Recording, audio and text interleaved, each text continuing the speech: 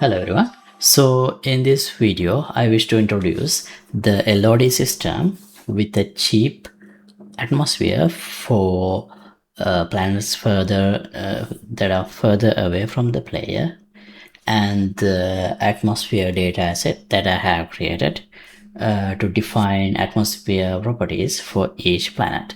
So here is the demonstration. As you can see in the faraway planet, it has like a greenish atmosphere, as you can see, but still we could see an atmospheric shell even when the planet was far away. But now that I have left the planet that I was closer to, still we see the atmosphere there as well, including the clouds and this blue shell that represents the atmosphere. So here, this is what's going on.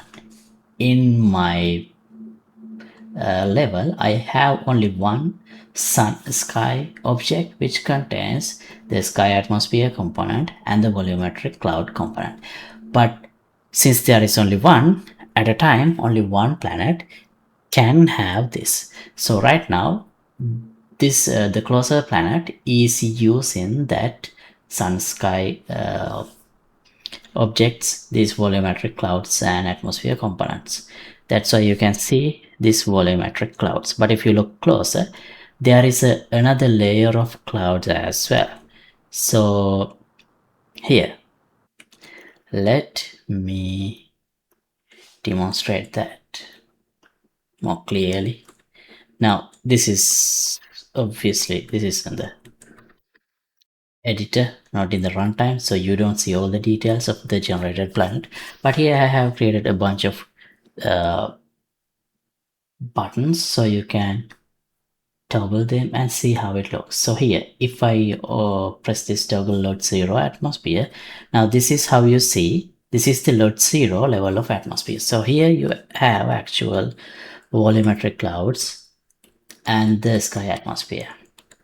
Now, if I turn off that and enable this LOD 1 atmosphere, now this is what you have. So it's obviously not as good as the LOD 0, but this is much cheaper, and in a distance, when I'm further away, when the player is further away, this is good enough to convey that this planet has an atmosphere. So it's not like a barren rock. So here I can toggle this LOD 1 clouds as well. So this is also just another shell with a special material assigned to that. So you can see when I go closer, they do disappear, but in the distance, this is good enough. Now, if I enable the LOD 0 atmosphere as well, now here you see this actual 3D volumetric clouds. So right, now as you can see here, this atmosphere is green. If I go closer to this bigger planet, here if I enable LOD 0 atmosphere, now you see, this one is blue. So here, this is what I'm doing.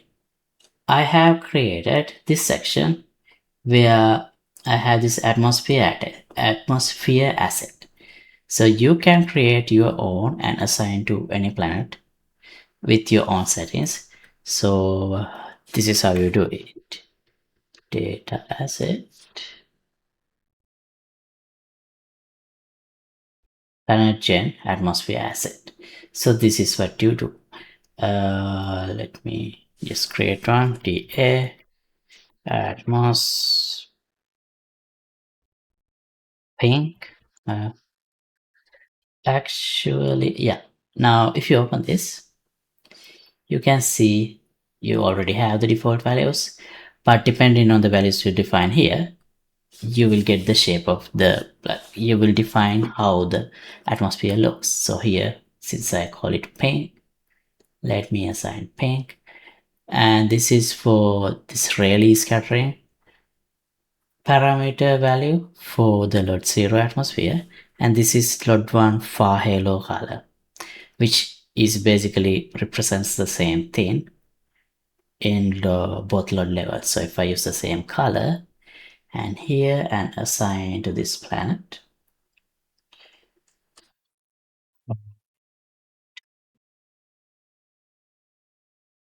Yeah, see, now it has a blue atmosphere. So yeah, and also if I enable the load 1 clouds, now they are like too small. If you open this, you can see, yeah, if I enable clouds, and yeah, clouds.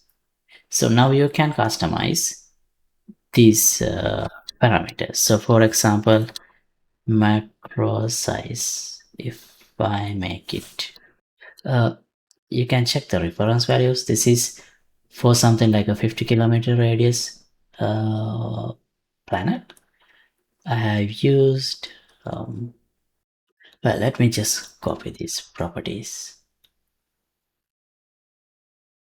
and paste with these values and paste. Toggle. Now you see, if I refresh, now the cloud's scale is changed. So here, if you change this again, so instead of 10, if I make it like 40, you will have much bigger clouds. And there are the parameters to say when it should start fading, how far away, all those things that you would need to get the exact look you want. So let me return this. And this is the micro size, means there is another noise scale that is applied to these clouds. You see here, if you change this, say 1, so that's what it changes. Sorry, I was changing this one. I should be changing here.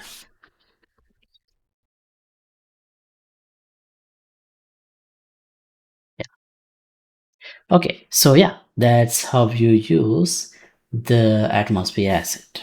And of course, you can have many planets in a single scene, and each planet can have a different look for the atmosphere. If you want, you can have planets without any atmosphere at all. So yeah, but they are working in the runtime without an issue. So yeah, thanks for watching. PlanetGen is already available. This PlanetGen is already available in Fab. I'll leave the link in description below. So yeah, feel free to check it out and see you in another video. Goodbye.